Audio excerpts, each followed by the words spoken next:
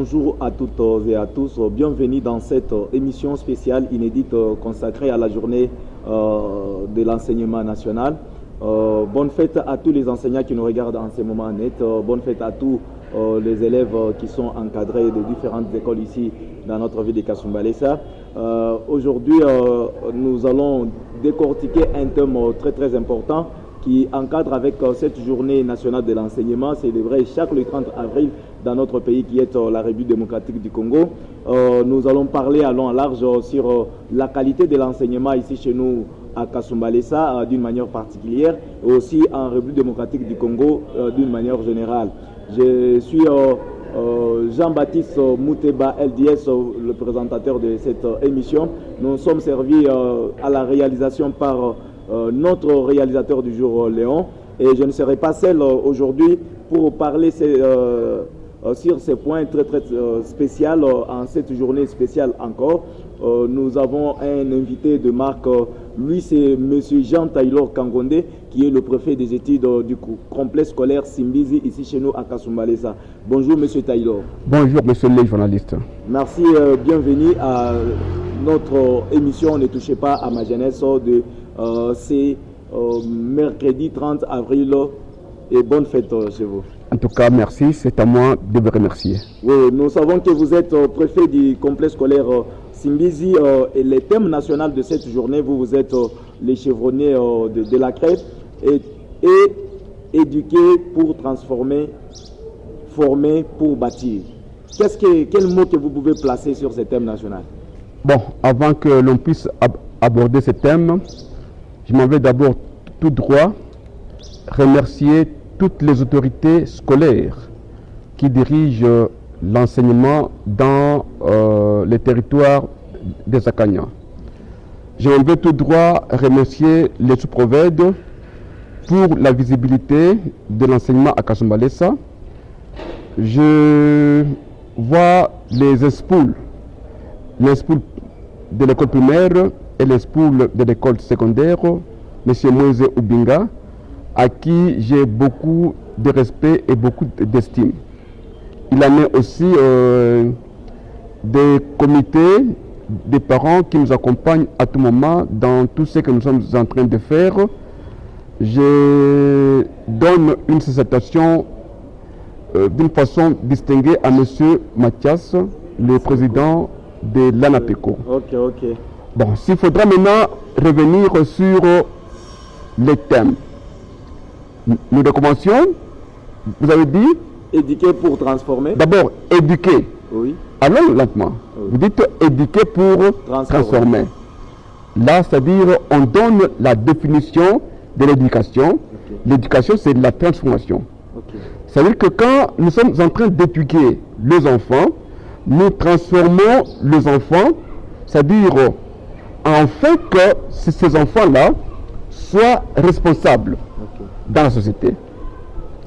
Éduquer, c'est transformer la mentalité, c'est transformer les comportements, c'est transformer les attitudes intellectuelles d'une personne. C'est ça, éduquer. Et même encore, l'objectif de l'éducation est de transformer, voir un homme nouveau qui est créé dans l'homme. Et cet homme-là est appelé l'homme intellectuel. Continuez. Oui, il dit encore former pour bâtir. Il y a éduquer, transformer, former pour bâtir. Oui. On sait que partout dans le monde, sans l'éducation, on ne peut pas bâtir un pays. Sans l'éducation, on ne peut pas avoir l'intellectuel qui peut répondre aux exigences du développement. On doit bâtir avec l'intelligence. C'est pourquoi, dans l'éducation, nous avons la transformation et la formation. On forme pour qu'enfin, que la société puisse être transformée à partir de la formation. C'est cette formation qui est acquise dans l'éducation. Voilà, en tout cas, c'est un thème qui est important. Voilà. Oui. Là, pour vous, c'est un thème vraiment capital. Très capital. Qui appelle à la conscience effectivement, qui appelle à la conscience non seulement des enseignants, oui, des élèves, mais aussi des parents. Okay. Pas des parents, même des autorités.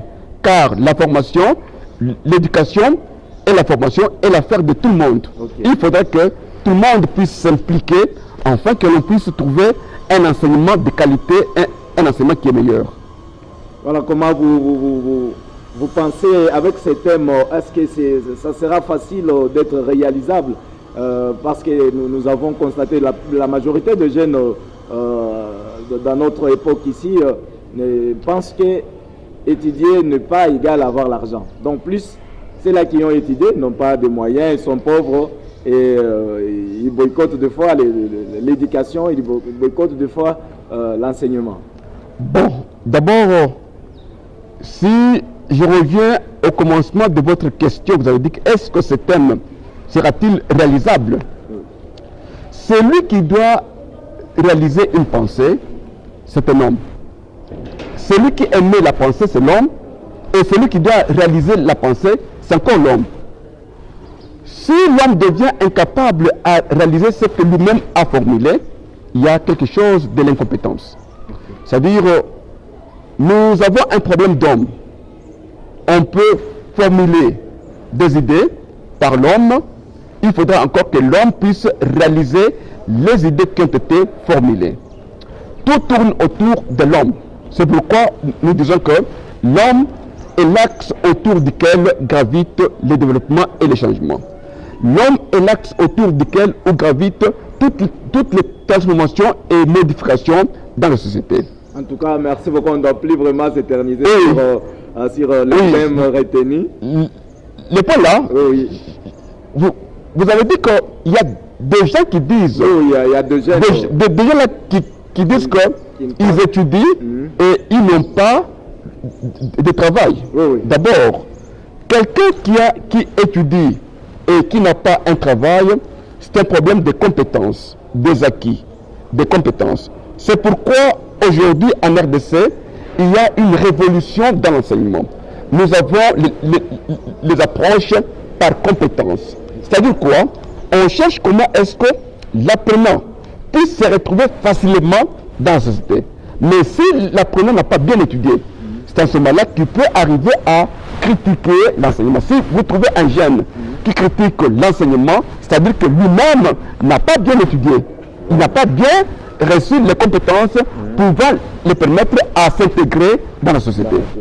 Effectivement, vraiment, là, c'est bien répondu. Mesdames et messieurs, nous sommes en direct dans cette grande émission spéciale Journée de l'enseignement national avec le préfet Jean Taylor Kankonde qui est le chef d'établissement du complexe scolaire Simbizi.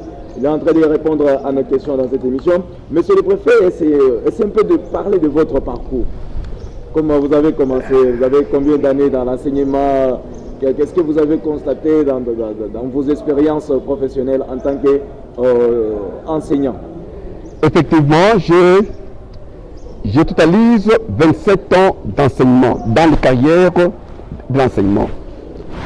J'ai commencé l'enseignement à l'Institut Moussochi à la Sédimiko, à l'époque du préfet Tchola. C'est lui qui m'a engagé en 1997. Nous avons évolué avec Tchola. Quand Tchola est parti, il a été remplacé par le préfet Kibwe Maurice. D'ailleurs, Kibwe Maurice, qui actuellement est à Lumbashi comme étant l'INSPOUL à Lumbashi 3. C'est un collègue avec qui nous avons étudié. Et d'ailleurs, c'était lui qui m'avait fait intégrer dans l'enseignement. Tchola a dirigé l'Institut Moussochi. Après Tchola, nous avons eu le grand préfet, le préfet Onema. J'appelle le grand pourquoi? Parce que nous sommes ce que nous sommes aujourd'hui. C'est à partir de lui. Il nous avait façonné pour être meilleur dans l'enseignement. Alors, c'est ainsi que j'ai évolué. J'ai enseigné par-ci par-là. J'ai enseigné comme étant vacateur dans beaucoup d'écoles. Et arrivé en 2016, avec l'expérience, j'ai été retenu comme préfet du complexe scolaire Simbizi, le complexe que je dirige il y a maintenant 8 ans.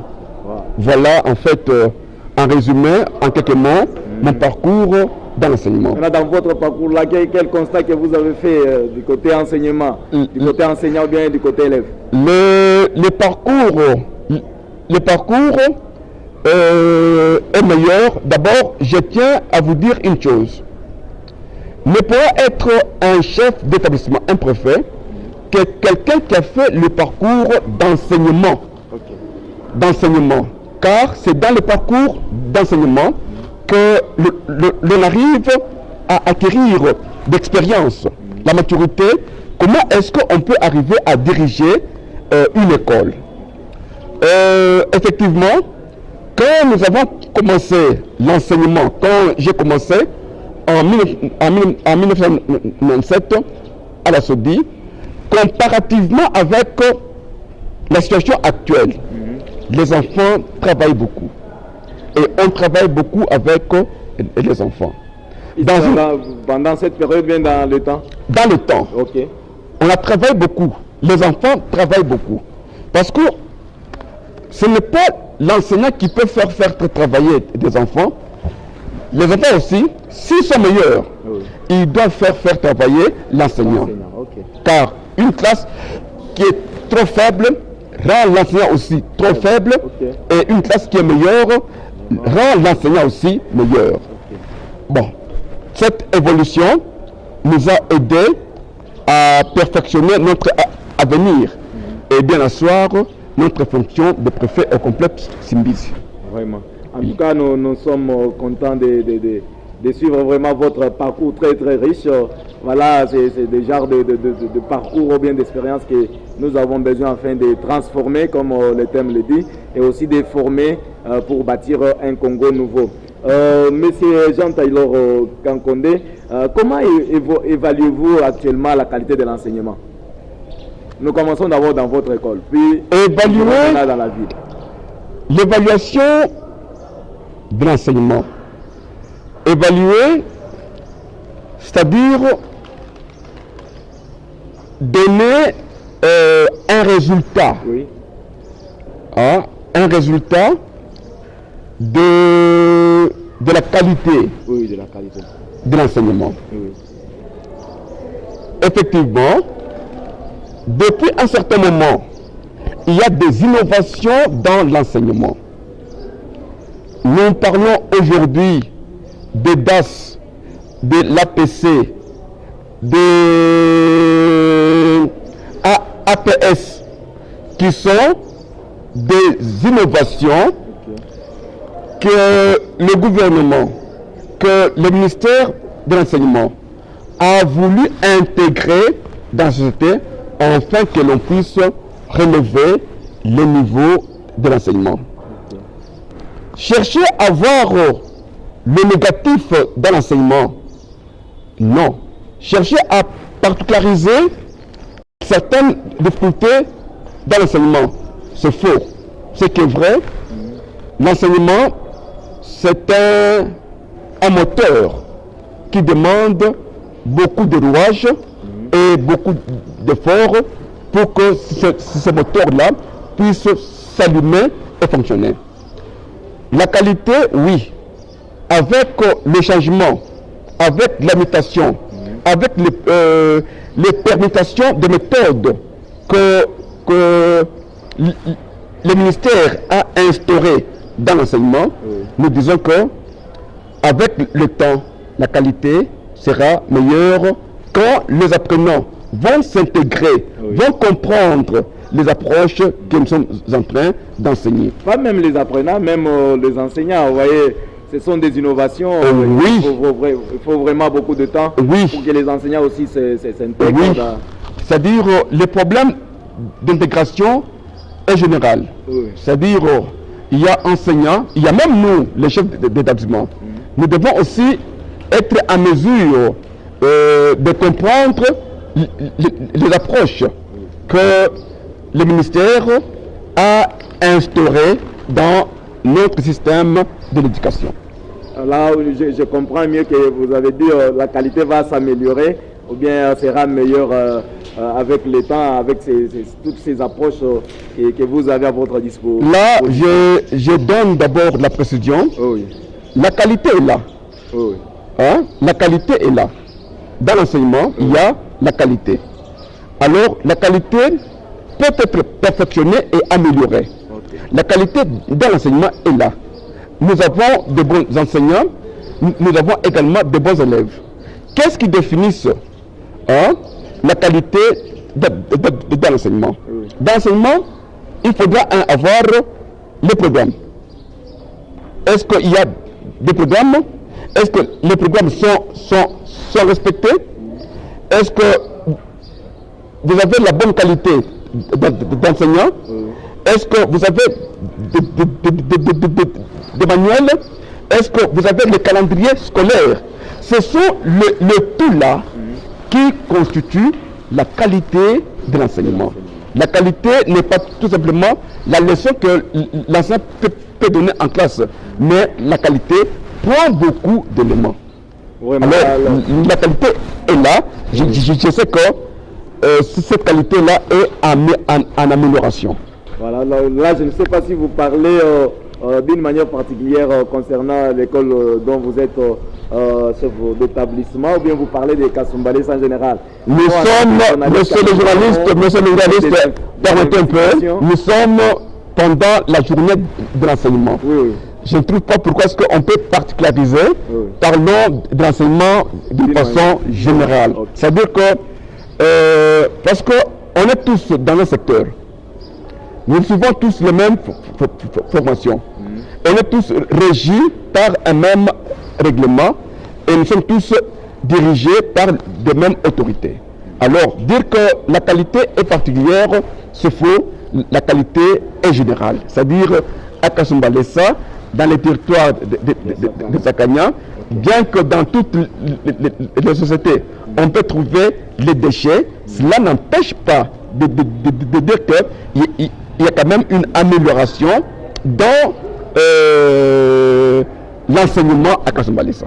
Ok, merci beaucoup. Là, nous comprenons qu'il y a une amélioration. La qualité est là. Oui. La qualité est là, quoi qu'il ne manque jamais des imperfections. Oui. Mais la qualité quand même est là.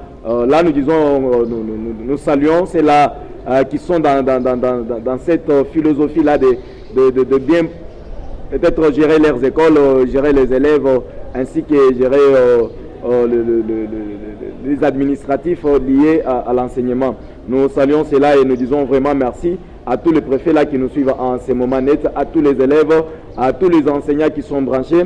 Nous vous disons grandement merci et bonne fête chez vous. Monsieur le préfet, à notre connaissance, nous avons compris après plusieurs peut-être enquêtes menées, nous avons compris que dans plusieurs écoles ici à Kasumbalesa ne parviennent pas à respecter les programmes scolaires. Quelles sont les raisons principales de ces non-respects du programme national? En tout cas, parce que vous êtes dans l'enseignement. En tout cas, d'abord, monsieur le journaliste, ça c'est une question qui est difficile et une question qui peut-être demande une très longue réflexion. Nous sommes au Congo. Oui. Ce qui fait la différence entre la RDC, notre pays, avec d'autres pays, c'est quoi? C'est au niveau de l'éducation. Le Congo est le pays où il y a un programme pour toute l'éducation au niveau national. Que ce soit les écoles privées ou publiques, nous avons un programme qui est d'application dans toutes les écoles, quelles que soient les obédiences des écoles. Écoles catholiques, protestantes ou encore privées ou publiques, nous avons tous le programme. Un programme, c'est quoi? C'est le Caneva qui permet à ce que l'enseignant puisse orienter les cours. Sans programme, je vous dis bien que l'enseignant doit enseigner quoi? Et il doit aller avec le cours où? Parce que il y a ce qu'on appelle la coordination verticale et la coordination horizontale. Quand l'enseignant donne cours, il doit tenir compte de certains éléments qui font que les programmes soient respectés. Si on donne cours et qu'il y a une école qui n'a pas de programme, là, ce n'est pas une école. Oui, il peut avoir le programme, mais ils ne parviennent pas, les enseignants ne parviennent pas à terminer toutes les matières inscrites dans les programmes. D'accord, le programme est là. Chaque enseignant doit avoir sa prévision de matière. Et la prévision est conçue en fonction du programme et du calendrier scolaire. Bon, dire que dans une école, il n'y a pas de programme, c'est pour dire que dans cette école-là, il n'y a pas de prévision. Et dire qu'un enseignant donne cours sans prévision, c'est comme pour dire un marin qui conduit un bateau sans boussole. Il ne sait pas là où il va mener le bateau.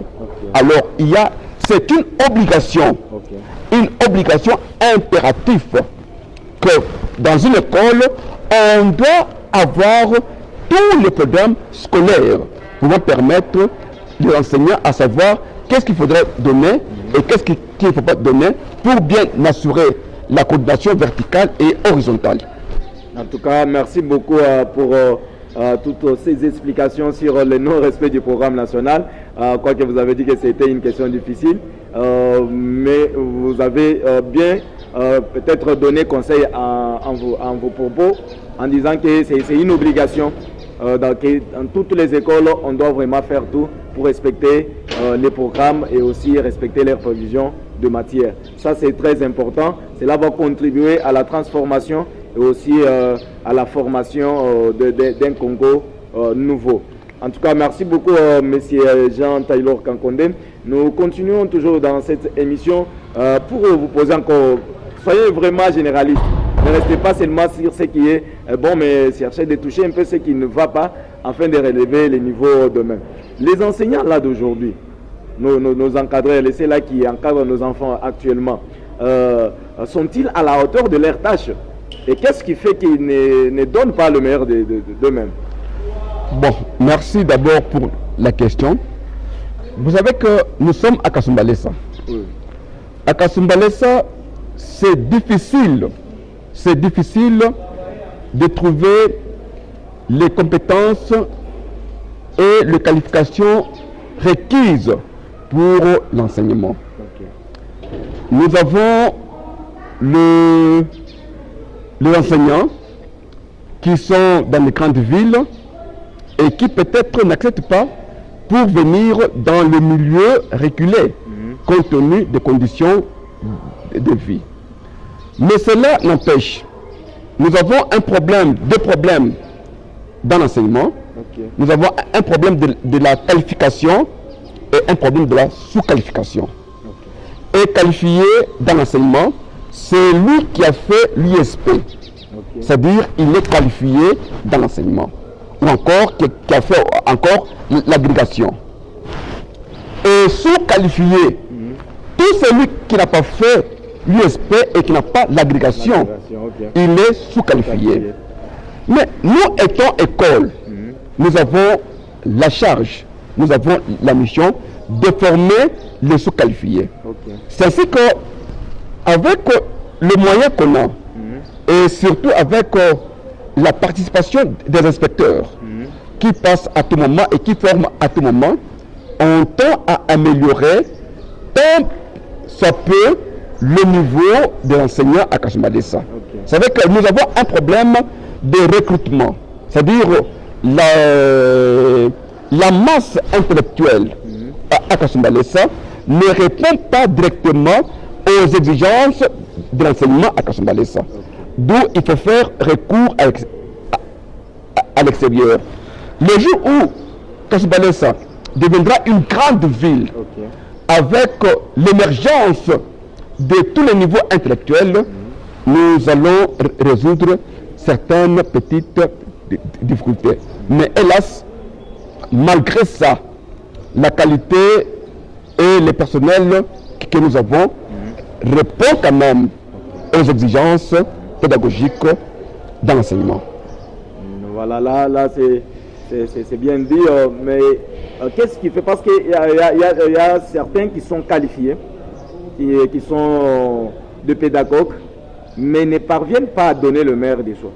Comment vous trouvez ça? Bon, il y a quelle influence? Ce qui est vrai, c'est quoi? D'abord, l'enseignement, c'est une vocation. Okay. Si on n'a pas la vocation, les diplômes ne donnent pas cours. Ce qui donne cours, c'est la compétence et l'expérience de la personne. Ici, dire que qu'est-ce qui peut motiver l'enseignant à mieux donner cours? Là, vous abordez une question qui a une dimension multiforme. Okay. Multiforme comment? D'abord, l'enseignant, en dehors des tâches pédagogiques, il doit s'intégrer aussi dans la société. Okay. Il est père, il a des charges. Alors, pousser l'enseignant à mieux travailler, c'est donner aussi à l'enseignant un salaire qui est décent. Un salaire qui répond aux exigences et à ses besoins. Okay. Voilà, on peut être pédagogue, on peut être qualifié, tant que tous les moyens ne sont pas mis en œuvre pour que l'enseignant puisse bien travailler. En tout cas, il est difficile que l'on puisse recevoir la qualité ou encore les résultats que nous voulons dans l'enseignement. Vraiment, alors là je comprends que les responsables des écoles sont à l'écoute, ils vont nous suivre d'un moment à l'autre. Ils comprennent qu'ils ont la responsabilité là de motiver aussi cet enseignant qui, en dehors d'être enseignant, il a aussi d'autres charges dans la société. Là c'est très très important. Pour vous, quels sont les plus grands défis maintenant aujourd'hui?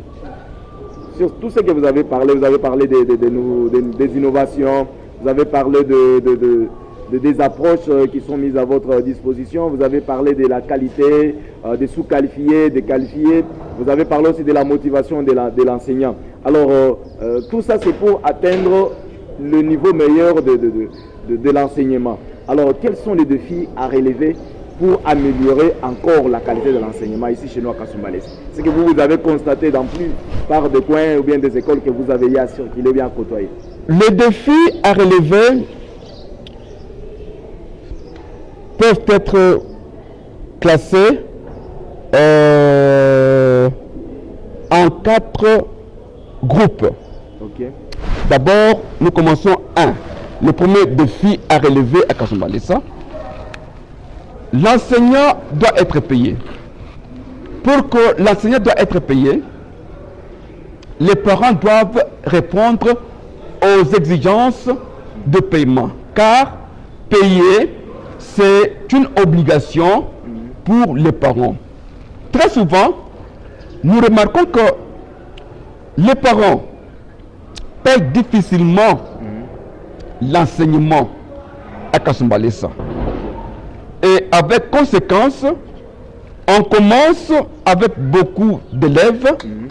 Avant de terminer l'année, il y a beaucoup de cas d'abandon. Les abandons là sont dus au mauvais paiement ou encore au non-paiement des parents. Ce qui est encore un défi, le premier défi. Le deuxième défi à relever, monsieur le journaliste, je préfère bien que vous puissiez en faire un débat. Une ville comme Kasumbalesa, la ville de Kasumbalesa, n'a pas de bibliothèque. Vraiment. N'a pas de librairie. Oui. À Kasumbalesa, si. Oui, il n'y a pas de librairie. Hein? Pas de librairie ici. Pas de librairie. Pas de bibliothèque. Oui. Et le fait même là qu'il n'y a pas de librairie à Kasumbalesa, c'est déjà un défi. Pour trouver le manuel scolaire, il faut toujours aller très loin.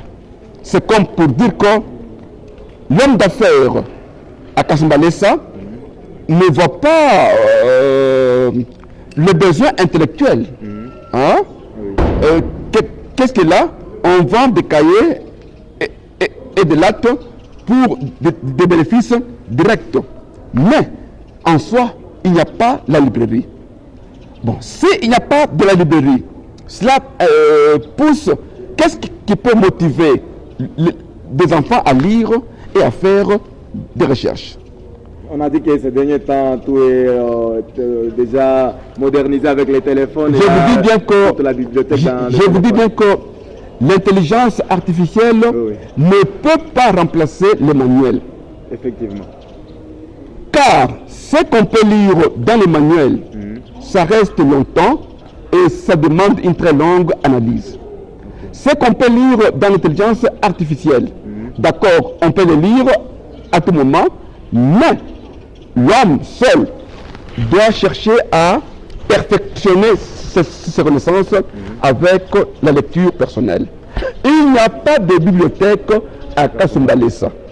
C'est vraiment un défi là. Il n'y a pas de bibliothèque à Kasumbalesa. Nous appelons vraiment nos autorités ainsi que les affaires de Kasumbalesa de pouvoir se pencher sur ce point. Oui. Très important. Même quand nous avons les étudiants au niveau universitaire, nous avons des enfants à qui on donne. Bon, parce que avec les approches que nous avons dans l'enseignement, avec les doses et autres ici, l'enfant doit faire des recherches. Normalement, l'enfant devait faire des recherches dans des bibliothèques. L'enfant doit lire. Et quand on ne lit pas, c'est un problème. C'est comme ce que disait un sage, qu'un Congolais, si vous voulez cacher la richesse à un Congolais, mettez l'argent dans un livre. Le Congolais ne trouvera jamais cet argent-là parce qu'il ne lit pas ça. Il suffit de prendre l'argent, l'or, le cacher dans un livre, et vous trouverez même après 10 ans, l'or là est toujours caché parce que les Congolais à Kasumbalesa, les gens n'ont pas la culture de lire. Cela aussi est un défi. Oui, pour ne pas, parce qu'il reste 2 défis, vous avez dit 4, vous ne pensez pas que la responsabilité d'avoir des bibliothèques, ce sont les écoles qui sont en charge de ça? Parce que si nous allons nous rappeler aussi, dans certaines écoles que nous avons étudiées, il y avait déjà une bibliothèque. Vous ne voyez pas que c'est aussi une charge des promoteurs des écoles? Si effectivement les écoles doivent prendre toutes les charges d'un démon, c'est-à-dire prendre toutes les charges possibles, c'est-à-dire, vous voyez que c'est devenu aussi une charge très lourde. Nous demandons aussi l'assistance des autorités, l'assistance des particuliers, afin que l'on puisse aider l'enseignement. Parce qu'on peut toujours rejeter les charges sur l'enseignement. Troisième défi, nous avons à Kasumbalesa ici un problème de mentalité. Le problème de la mentalité. Ce qui fait tuer Kasumbalesa, c'est la mentalité. La mentalité est la manière de concevoir la vie. Comment est-ce que les parents arrivent à inscrire les enfants à l'école jusqu'au mois de décembre, même au mois de janvier? L'enfant là qui est inscrit au mois de janvier, au mois de décembre, les parents attendent de quoi dans cet enfant-là? Et même encore, quand l'enfant vient à l'école au mois de décembre, qu'est-ce que l'enfant là, par quelle magie l'enfant doit récupérer les matières qui ont été enseignées? C'est ainsi que nous avons un problème de la mentalité à Kasumbalesa. Un problème qui est très sérieux. Problème au niveau des parents et des enfants. Le quatrième défi, c'est au niveau d'organisation. Nous demanderons les mesures d'accompagnement, de l'enseignement. On peut dire la gratuité, mais quelles sont les mesures qui ont été prises pour accompagner la gratuité? Alors, la gratuité est devenue un chaos. Pourquoi? Parce qu'il n'y a pas de mesures d'accompagnement. Si les mesures étaient là, je pense bien que on ne parlera plus de difficultés dans l'enseignement. En tout cas, merci beaucoup pour ça. Nous, mesdames et messieurs, nous vous disons que nous sommes presque à la fin de de notre émission. Nous avons reçu aujourd'hui dans cette journée spéciale de l'enseignement célébrée chaque 30 avril M. Jean-Taylor Kankonde, qui est le chef d'établissement du complexe scolaire Simbizi, section secondaire. Nous allons terminer pour vous demander, M. Jean-Taylor, quel conseil donneriez-vous aux écoles qui ne respectent pas les programmes scolaires, aux parents aussi, qui n'accompagnent pas leurs enfants et aux autorités qui sont dans l'éducation nationale et nouvelle citoyenneté? Bon, je commence... Votre dernier mot. Le dernier mot, Voilà. Je commence avec les parents. Très chers parents, les enfants sont comme un champ que vous êtes en train de cultiver et qu'un jour vous devez récolter dans ce champ-là. Quelqu'un qui sème très mal dans son champ va récolter aussi très mal dans ce champ. Vos enfants sont des champs que vous devez récolter dans l'avenir. Alors, vous devez songer bien orienter vos enfants afin qu'ils puissent bien étudier et que l'on puisse avoir la jeunesse meilleure pouvant répondre aux exigences de la société. Quant au respect des programmes, j'avais bien dit que c'est une question qui est difficile à répondre. Pourquoi? Parce que pour moi, il est pratiquement impossible qu'une école puisse exister sans programme. Et pour moi encore, c'est vraiment impossible que l'on puisse concevoir les prévisions des matières sans programme. Et pour moi encore, c'est vraiment impossible qu'une école soit là. Parce qu'avant que l'école ne puisse naître, il y a ce qu'on appelle l'enquête de viabilité. Okay. Dans l'enquête de viabilité, on cherche si dans cette école-là, il y a le programme scolaire. Alors nous, ce qui est important, avoir le programme, c'est un fait, mais le respecter, c'est encore un autre fait. On respecte le programme dans l'élaboration des prévisions de matière. Alors, nous pensons que si les programmes sont respectés, qui sont les mêmes, qu'on soit à Kinshasa, à Butembo, à Matadi, à Mbujimai, à Kananga, ou encore à Maniema, partout, nous avons tous les mêmes programmes, les mêmes livres. Nous pensons que l'enseignement sera unifié à partir de le programme. Parce qu'un enfant peut quitter une province à une autre avec une matière, parce qu'il est dans un même programme. Voilà ce qui est important. À nos autorités, nous les remercions. En tout cas, nous leur demandons de continuer à nous pousser à travailler. Parce que nous travaillons sous la pression et sous la conduite des autorités, à qui nous remercions et nous leur cherchons à demander, à les stimuler, qu'ils puissent davantage nous pousser à mieux travailler. En tout cas, M. Jean-Taylor Kankonde, nous vous remercions d'avoir accepté notre invitation et d'avoir répondu à toutes nos questions dans cette émission. C'est à moi de vous remercier, en tout cas, monsieur le journaliste. Merci, mesdames et messieurs, merci beaucoup, vous nous avez suivis de partout. C'était Jean-Baptiste LDS à la présentation, réalisée par Léon. Nous vous disons sincèrement merci et nous vous fixons rendez-vous très prochainement. Bye.